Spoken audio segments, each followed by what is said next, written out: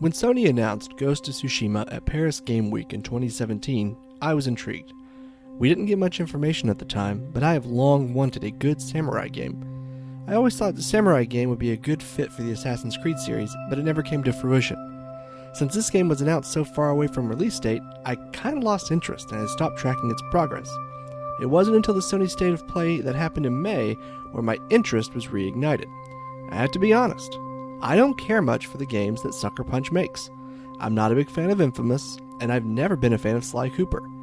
I began Ghost of Tsushima with cautious optimism, and I'm happy to tell you, this game is incredible. Almost every aspect of this game is top-notch, and even my gripes are minimal. The game is set on Tsushima Island in the 13th century. You play a samurai named Jin Sakai. The game begins with you trying to free your uncle, Lord Shimura, from the game's antagonist, Khoten Khan, and I know I didn't say that right. The game has you completing main story quests and side quests, and it's important to note, do not skip these side quests.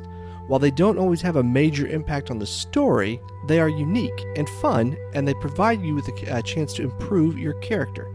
Not to mention, they also give you a chance to observe and kill Mongol leaders, which is critical in learning new fighting styles. This game does borrow many elements from Assassin's Creed, especially the newest entries in the series. The problem here is, it does them better than Assassin's Creed, and I mean that with no disrespect to Ubisoft. This game just has character, and it keeps me wanting more. With the recent Assassin's Creed games, I've often lost interest and have had no desire to keep playing them. With Ghost of Tsushima, I cannot put my controller down. In fact, it was a struggle to do it just to do this review. One thing that does feel different is the combat.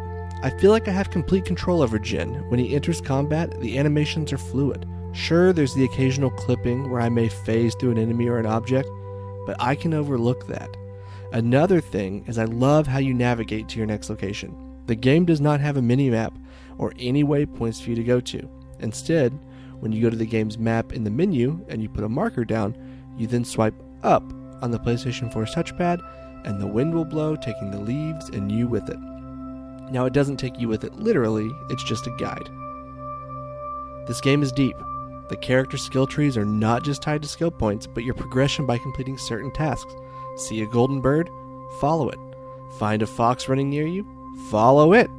Completing tasks like writing haikus and bamboo sword practice will help make Jin a fierce opponent when entering combat. With the game's skill tree, you can level up your stances, learn different attacks, earn more weapons and upgrades, and much more. It is enough to keep you playing for hours. One thing I haven't mentioned yet are the graphics and sound design. Graphics are not everything to me, but this game is gorgeous. Are the character models as good as The Last of Us Part 2? No. But the scenery environment where you spend most of your time is absolutely breathtaking. Each area is full of lush green grass and trees, white flowers or trees with the petals, golden leaves that blow when the wind takes you to your next location. This game is stunning, and it is a world that I can get lost in for hours. The audio is fantastic too. The clashing of the swords, the grunts from taking a fatal blow, and the great voice acting just adds to the immersion. The game also features a Kurosawa mode as an homage to the late filmmaker Akira Kurosawa. With this feature enabled, the game is completely transformed. The bright and vibrant colors are gone, replaced with gritty black and white. The sound is adjusted to be low quality and kind of mono, and the characters speak Japanese instead of English. It feels like you're in one of Kurosawa's old films.